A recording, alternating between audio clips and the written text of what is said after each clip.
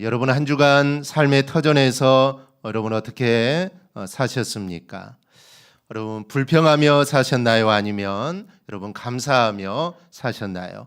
우리가 감사주일은 지났지만 우리 옆에 계신 성도들과 인사 한번 할까요? 2번 합니다. 감사하며 사십시다. 감사하며 사십시다. 한 번 더 감사하며 사십시다. 네, 우리 늘 항상 웃으며 또 감사하며 우리 살아가기를 축복합니다. 우리가 시편의 말씀들을 읽다 보면 우리에게 큰 감동을 줍니다. 왜냐하면 시편의 말씀들은 평안할 때 그리고 기분 좋을 때가 아니라 거의 대부분 어려운 중에 하나님을 찬양하고 하나님을 높이고 있기 때문입니다. 이 어려운 정도가 아닙니다. 사망의 음침한 골짜기를 거닐고 정말 죽을 것 같습니다. 이 출구가 보이지 않죠. 그런데 그런 상황 속에서도 얼마나 멋지게 우리의 신앙을 표현하는지 우리가 시편을 읽을 때마다 우리에게 큰 감동을 줍니다. 그런데 시편은 거의 대부분 배경을 가지고 있습니다. 왜 이렇게 감사하는지, 왜 하나님을 찬양하는지 그 배경들을 갖고 있죠. 그래서 그 배경을 알면 시를 이해하는 데 도움이 됩니다. 오늘 시편 2편의 배경은 바로 사무엘하 7장입니다. 이스라엘의 왕이 된 다윗은 하나님 앞에 한 가지 이 소망을 갖습니다. 그것은 자신은 아름다운 궁전에서 거하는데 하나님은 아직도 성막에 거하는 것이 정말 안타까워서 자신이 성전을 건축하겠다라고 합니다. 그러자 하나님은 나단 선지자를 통하여 다윗에게 하나님이 언제 자신을 위하여 집을 지으라고 했느냐라고 말을 합니다. 이 말씀은 거절의 말씀이 아니라 하나님께서 그 소원을 내가 이루어 주겠지만 네가 아니라 너의 아들 솔로몬을 통하여 이루어질 것이다 라는 말씀입니다. 그러면서 그 아들에 대하여 이렇게 말씀을 합니다. 이 사무엘하 7장 14절 15절인데요. 우리 한 음성으로 함께 보겠습니다. 나는 그에게 아버지가 되고 그는 내게 아들이 되리니 그가 만일 죄를 범하면 내가 사람의 매와 인생의 채찍으로 징계하려니와 내가 내 앞에서 물러나게 한 사울에게서 내 은총을 빼앗은 것처럼 그에게서 빼앗지는 아니하리라. 아멘. 다윗의 아들 솔로몬에게 하나님은 그의 아버지가 되고 그는 당신의 아들이 되리라 라고 합니다. 그리고 이어 다윗에게 언약을 주십니다. 16절입니다. 내 집과 내 나라가 내 앞에서 영원히 보존되고 내 왕위가 영원히 경고하리라. 너는 내 아들이 되리라 라고 하신 것은 솔로몬에게 하신 말씀이고 내 이가 영원하리라 라고 하신 것은 다윗에게 하신 말씀입니다. 그런데 다윗과 솔로몬을 구분하는 것은 그리 의미가 있지 않습니다. 이 말씀의 핵심은 어려운 상황 중에서도 하나님의 인도하심을 생각하며 성전을 짓겠다고 한 다윗에게 비록 성전을 짓는 일은 그의 아들이 하겠지만 영원한 언약을 내가 너에게 주겠다라는 말씀입니다. 이를 바탕으로 시인이 오늘 시편 2편을 정리한 겁니다. 오늘은 이 말씀을 우리에게 적용하여 보도록 하겠습니다. 첫째, 우리가 오늘날 우리에게 놓인 상황이 녹록치 않다라는 것을 우리가 생각해 봅니다. 시편 2편 1절에서 3절은 시편 2편의 배경이 되는 말씀입니다. 다윗의 일생은 사실 평탄치가 않았습니다. 왕이 되기 전에도 그랬지만 왕이 된 후에도 마찬가지입니다.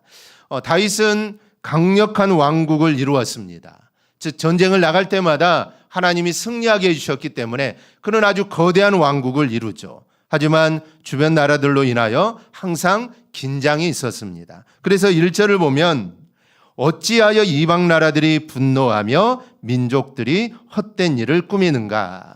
즉 다윗은 이렇게 이방 나라들로 인해서 늘 어려움에 처했습니다. 그리고 이어진 2절을 보면 세상 군왕들이 나서며 관원들이 서로 꾀하여 다윗을 호시탐탐 노리고 있다라고 이야기를 합니다. 즉 주변 나라들이 이 다윗의 나라를 노리려고 늘 호시탐탐 노리고 있다는 것이죠.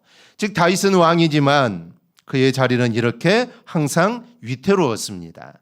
그래서 시편을 보면 상당 부분이 탄원시로 되어 있습니다. 이 탄원시는 어려움에 빠진 자신을 돌봐달라고 간절하게 요청하는 것이 이 탄원시입니다. 이런 어려운 상황이 바로 오늘 본문의 배경입니다.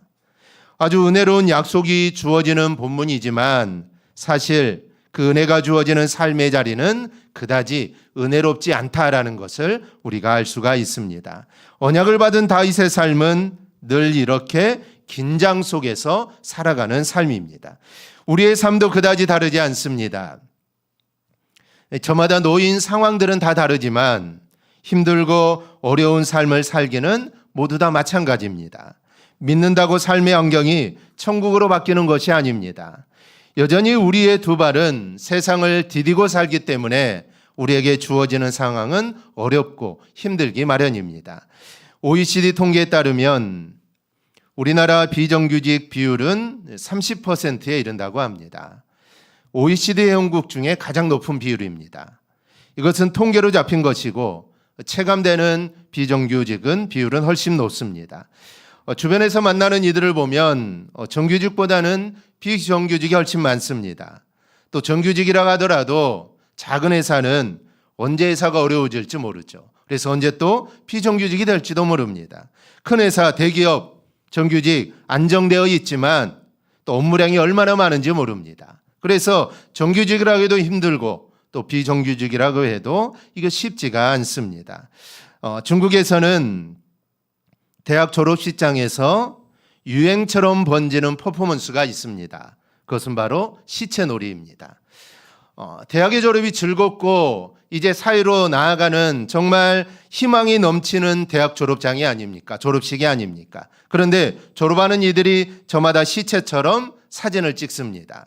졸업해도 취업할 수 없다라는 상황을 빗대어 그렇게 표현을 하는 것이죠. 이거는 중국만의 일이 아니라 우리의 일이고 세계가 다 그렇습니다. 그런데 생각해 보면 어느 시대이건 성도가 이 세상을 살아가는 것은 그렇게 쉬웠던 적은 없습니다. 구약은 물론이고 신약의 성도들도 신앙 때문에 다른 사람들보다 더 어려운 삶들을 살아야만 했습니다. 구약의 대표적인 사람을 뽑으면 우리가 아브라함을 뽑을 수 있습니다.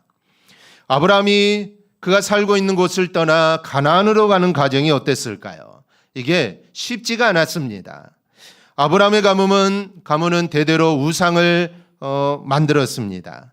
우상을 만들었다는 것은 그냥 기념품을 만들었다는 것이 아닙니다. 그 당시 미신과 우상을 섬기는 일에 정신적인 지주와 같은 역할을 했던 게 아브라함의 가문입니다. 그런 가문이기에 부귀영화가 아마 가득했을 겁니다. 그런데 하나님을 만난 이후에 이 모든 것을 버리고 하나님이 지시한 땅으로 가서 하나님만을 섬기기 위해 고향을 떠납니다. 성경은 이 부분을 본토, 친척, 아비집을 떠났다라고 말을 합니다. 여러분, 본토, 친척, 아비집을 떠나는 거 이거 쉬운 일이 아니죠. 그런데 아브라함은 떠납니다. 하나님이 가라고 했으니 가나안에 가면 모든 것이 다 준비되어 있을 줄 알았습니다.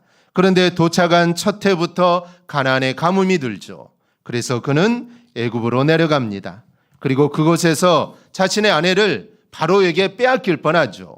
그런데 살아계신 하나님의 도움을 경험하고 다시 가나안으로 올라오게 됩니다. 하나님이 가라고 해서 갔는데 이게 쉬운 일이 아니죠. 이때 그동안 함께 동고동락했던 조카 룻은 소돔을 보더니 자신은 소돔으로 간다고 합니다. 그 당시 소돔은 하나님 멸하기 전이므로 여호와의 동산 같고 애굽 땅과 같았다라고 합니다. 바로 그곳으로 자기 조카가 그곳으로 간다는 겁니다.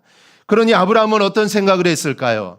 아마 아브라함도 자기도 소돔으로 가고 싶었을 겁니다. 왜냐하면 이제 이 가뭄 때문에 허덕이는 이 나그네의 삶을 좀 끝내고 이제 한 곳에 정착하여 아마 편안한 삶을 아브라함도 살고 싶었을 겁니다. 그러니 한편으로는 나도 소돔으로 좀 가고 싶다. 조카가 다른 쪽을 좀 선택하면 좋았을 텐데 그럼 나도 소돔에 가서 정말 이 방황의 생활을 좀 끝내고 나도 편안하게 일생을 좀 살아야겠다라고 아마 그런 생각을 가졌을 겁니다. 그런데 룻이 떠났을 때 여러분 어떤 일이 일어납니까? 하나님이 아브라함을 찾아오십니다. 즉 사람이 떠나자 하나님이 찾아오신 것이죠.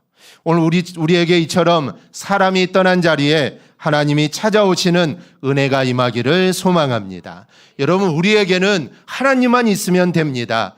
여러분 소돔이 뭐가 중요합니까? 애굽이 여호와의 동산이 여러분 뭐가 중요하겠습니까? 우리는 하나님만 계시면 됩니다. 그리고 그 하나님이 나를 찾아오시기만 하면 됩니다. 여러분 누구나 아브라함처럼 사람이 떠나고 홀로 남을 때가 있습니다. 그렇다고 너무 실망하거나 여러분 낙심하지 마십시오. 바로 그 순간 하나님이 나를 찾아오시고 하나님이 채우시는 하나님의 시간이 바로 그때부터 시작이 됩니다. 그때 하나님은 나에게 이렇게 말씀하실 겁니다. 너는 내 아들이라 오늘 내가 너를 낳았도다. 내가 너를 지명하여 불렀나니 너는 내 것이다 라고 우리 하나님이 말씀하실 겁니다. 그 하나님을 우리가 만나기를 소망합니다. 여러분 하나님 한 분이면 됩니다. 다른 게 중요하지 않습니다. 바로 이런 믿음으로 꼭 살아가기를 축복합니다. 또한 초기 기독교의 카타콤을 한번 생각해 보십시오. 그들이 얼마나 핍박이 심했으면 그들이 동굴로 숨어 들어갔겠습니까? 그들의 믿음을 지키기 위해 그들이 들어간 것입니다. 지금도 북한에서는 그들의 믿음을 지키기 위해 지하로 들어가지 않습니까? 즉 그들의 믿음을 지키기 위함입니다. 핍박이 심하기 때문이죠. 그래서 그들은 지하로 더 깊숙이 들어가는 것입니다. 그 이후 오늘날에도 성도는 세상으로부터 오해와 더불어 따가운 시선을 온몸으로 받아왔습니다. 그만큼 성도들의 세상살이가 쉽지 않다는 겁니다. 그런데 여러분 4절을 보십시오. 호시탐탐 다윗을 노리는 자들에게 하나님이 뭐라고 합니까? 하늘에 계신 이가 웃으시며 주께서 그들을 비웃으시리로다. 여호와 하나님께서 웃으신다는 겁니다. 여기서 웃다라는 단어는 기뻐서 웃다라는 말이 아니죠. 조소하다, 조롱하다, 경멸하여 웃다라는 뜻입니다. 그럼 하나님이 왜 웃으실까요? 다윗을 해하려고 하는 저들의 계획이 결국은 수포로 돌아갈 것을 하나님은 미리 다 알고 계시기 때문입니다. 그러니 하나님 봤을 때 저들이 얼마나 가소롭겠습니까? 결론은 이미 나와 있습니다. 다윗의 승리입니다. 저들이 아무리 다윗을 괴롭히고 다윗의 나라를 무너뜨리려고 해도 다윗이 승리할 겁니다. 이 다윗은 모를 수 있죠. 하지만 하나님은 다 알고 있는 것이죠. 그러니 하나님은 그들의 모습을 보시면서 웃으시는 겁니다. 이 다윗은 하나님께서 언약으로 붙들어 주시는 자입니다. 그런 다윗을 누가 넘어뜨릴 수 있겠습니까? 세상에 여호와를 대적할 수 있는 존재가 어디에 있겠습니까? 그 어느 누구도 여호와를 대적할 수 없습니다. 전능하신 여호와께서 붙들어 주시는 자도 마찬가지입니다. 어떻게 해서든지 다윗을 넘어뜨리려고 하는 것은 그들이 다윗을 붙들고 계시는 여호와 하나님을 보지 못하기 때문에 그러는 겁니다. 그래서 이 모든 것을 아시는 주님께서 실소를 금할 수 없다라는 것이죠. 우리도 마찬가지입니다. 우리는 언약의 자손입니다. 여호와 하나님께서 붙들어 주시는 자들입니다.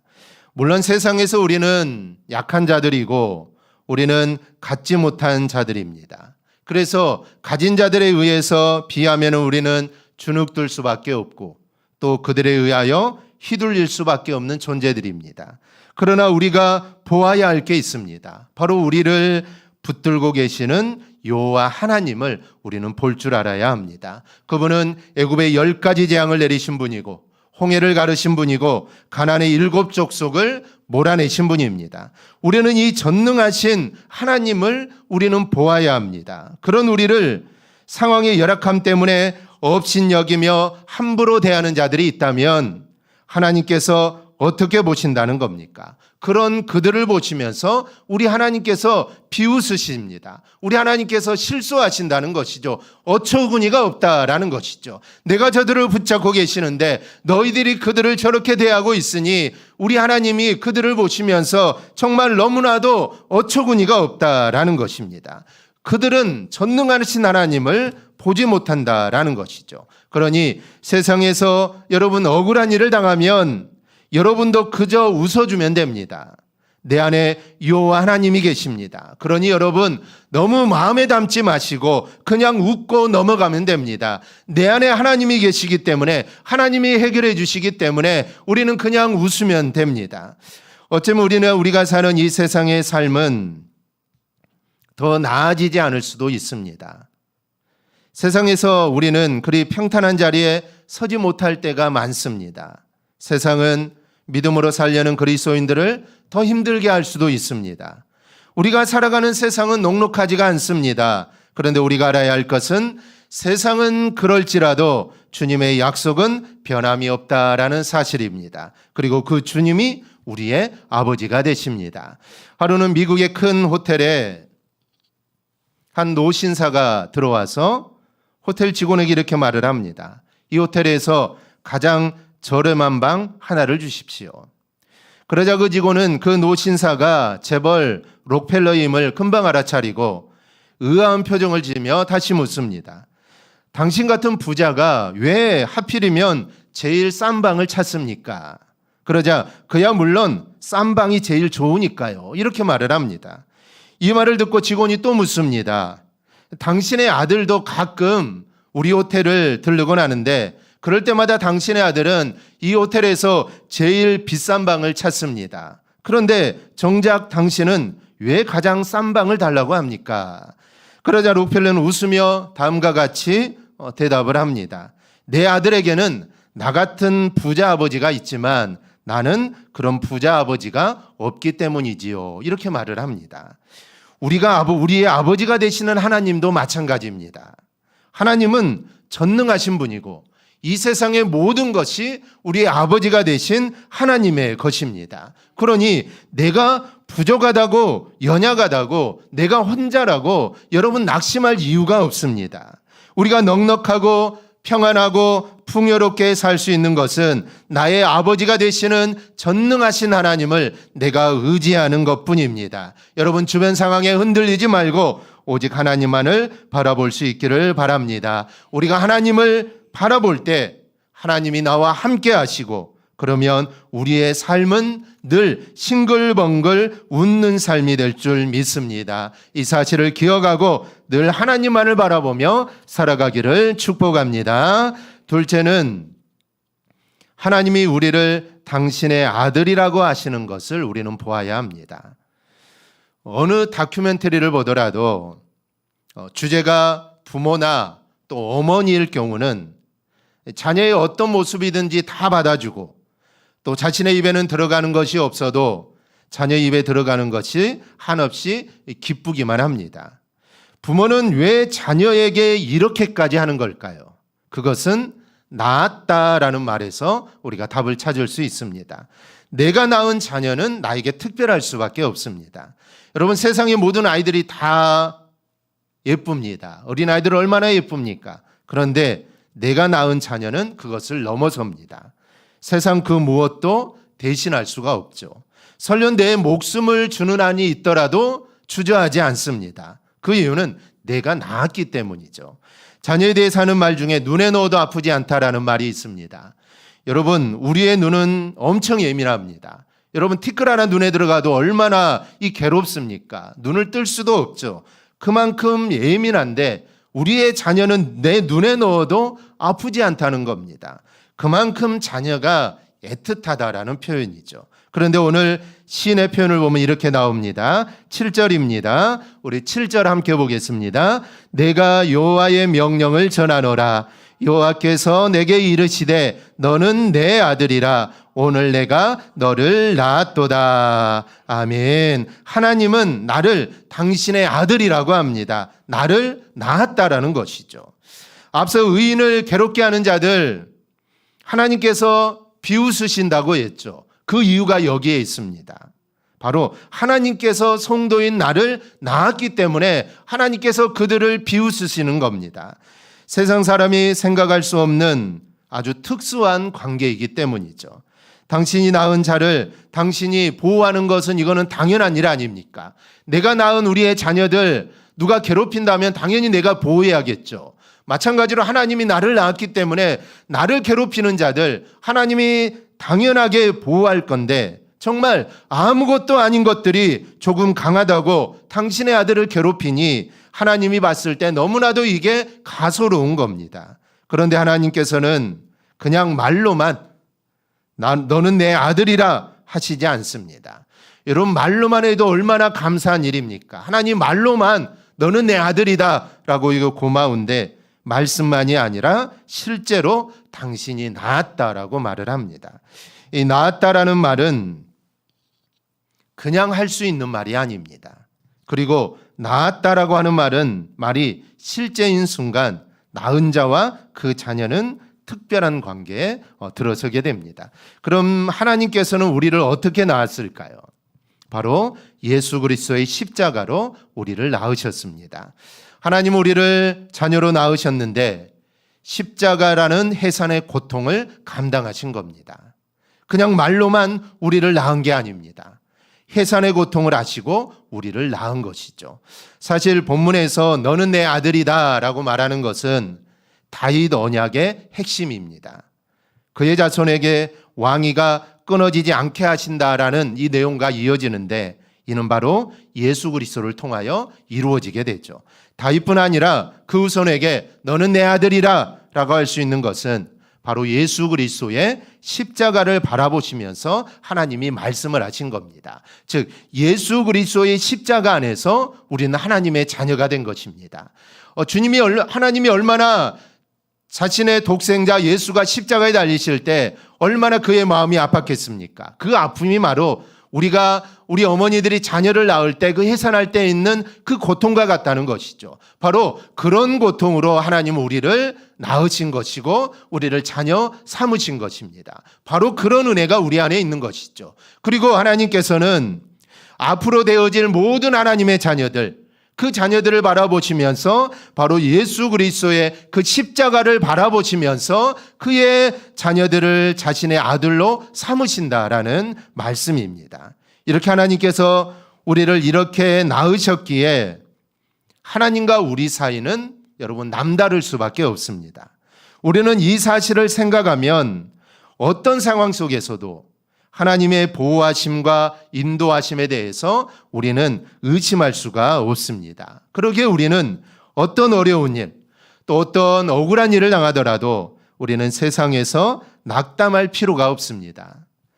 약한 처지에 놓였다고 실망할 필요가 없습니다. 내가 혼자 있다고 여러분 외로워할 필요도 없습니다. 왜냐하면 우리를 몸소 낳으신 여호와께서 우리를 붙들어 주시기 때문입니다. 하나님은 날마다 우리에게 속삭이십니다. 너는 내 아들이다. 내가 너를 낳았다라고 말씀하십니다. 내가 어려울 때, 내가 힘들 때 내 옆에서 너는 내 아들이야, 너는 내 딸이야, 내가 너를 낳았다라고 말씀을 하십니다. 그렇다면 이 음성을 듣는 자라면 어떻게 해야 할까요? 8절 말씀대로 여호와께 구하는 자가 되어야 합니다. 세상을 감당하는 것은 내 힘으로 되는 게 아닙니다. 하나님의 아들로서 하나님께 우리의 상황을 그대로 아뢰어 기도하면 하나님이 역사하심으로 우리가 세상을 감당할 수 있게 되는 겁니다. 하나님 오늘 우리에게 말씀하십니다. 너는 내 아들이라. 내가 너를 낳았다. 하나님의 음성을 잊지 않기를 바랍니다. 힘들 때마다 아니면 외로울 때마다 하나님의 이 음성에 여러분 귀를 기울이십시오. 그러면 하나님의 위로와 하나님의 도우심이 임하게 될 줄 믿습니다. 셋째로 하나님께서는 세상이 당신의 아들인 우리와 함께 할 때 복을 주신다라고 말씀합니다. 우리가 하나님의 아들이기 때문에 놀라운 일이 일어납니다. 그것은 세상의 복이 우리로 말미암아 이루어진다라는 것이죠. 아브라함을 복의 근원, 믿음의 조상이라고 하는데 하나님께서는 아브라함을 통하여 많은 사람들에게 복을 주신다고 했습니다. 그래서 아브라함을 통해 이제 그의 후손들이 복을 받게 된다라는 것이죠. 우리도 마찬가지입니다. 세상의 복이 우리로 말미암아 이루어진다는 것이죠. 이 본문의 배경은 여러 이방 군왕들이 다윗을 못 살게 구는 거라고 했습니다. 그런 다윗에게 하나님은 너는 내 아들이라라는 언약을 주십니다. 이 말은 걱정하지 말라는 것이죠. 그렇다면 나오는 결론은 무엇일까요?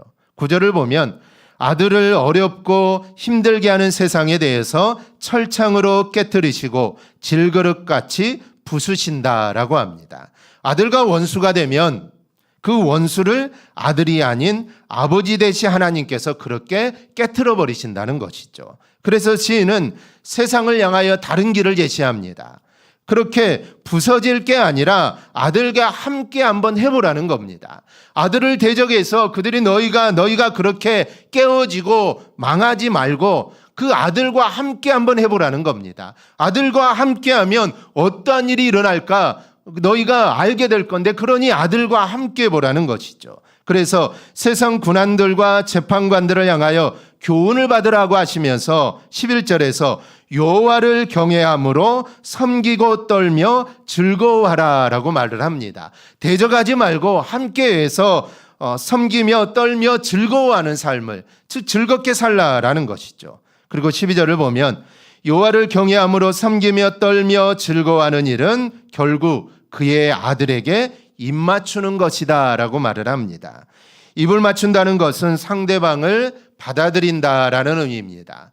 누가복음 15장에 보면 탕자가 아버지를 떠나 정말 힘든 삶을 살다가 아버지 집으로 돌아오지 않습니까? 근데 아버지는 아들을 끌어안고 제일 먼저 한 일이 있습니다. 그 아들이 아버지를 끌어안고 입을 맞춥니다. 입을 맞춘다는 의미는 그 아들을 내가 받아들인다는 것이죠. 아버지의 재산을 가지고 가서 다 탕진하고 아버지의 속을 썩였지만 그래도 내가 너를 이제 받아들이겠다, 내가 너를 아들로 받아들이겠다라는 그 표시로 아들에게 입을 맞춘 것입니다. 그러니 그 아들에게 입 맞추는 것은 예수 그리스도를 자기의 삶의 왕으로 인정하고 영접하라는 것입니다. 그렇지 않으면 진노하심으로 망하게 된다는 것이죠.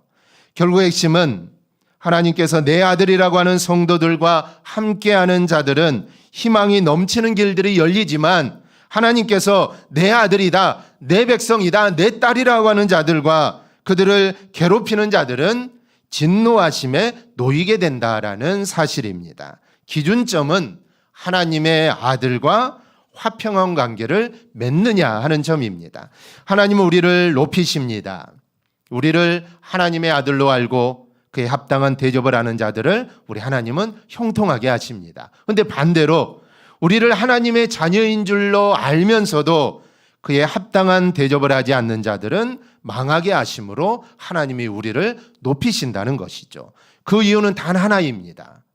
우리가 당신의 아들과 딸이기 때문이죠. 우리의 자녀들이 밖에서 맞고 오면 얼마나 속이 상합니까? 할 수만 있으면 가서 때려주고 싶죠. 때려주고 싶습니다. 하나님 마음도 동일하다라는 것이죠. 우리는 하나님의 아들이요 하나님의 딸이기 때문에 우리가 누군가가 우리를 괴롭히면 하나님은 화가 납니다. 화가 나죠. 그래서 어떻게든 그들을 혼내주고 우리를 높여주시기를 우리 하나님은 원한다는 것이죠. 이게 아버지가 되신 하나님의 마음입니다. 하나님은 수많은 마음들을 가지고 있죠.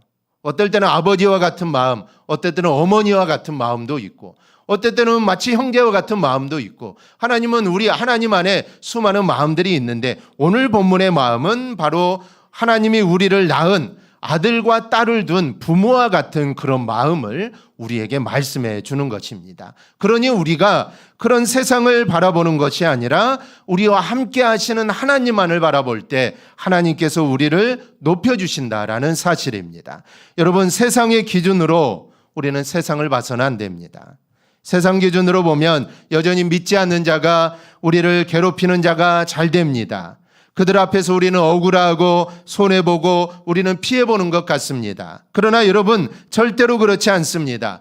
세상에서 그들이 이기는 이김은 그저 잠깐뿐입니다. 세상에서 그들이 이겨도 그것은 자신들에게 화를 더 쌓는 일이 되고 마는 것입니다. 그들이 쌓은 것은 하루아침에 날아갈 것이고 마지막 날에 모두 다 무너질 것입니다.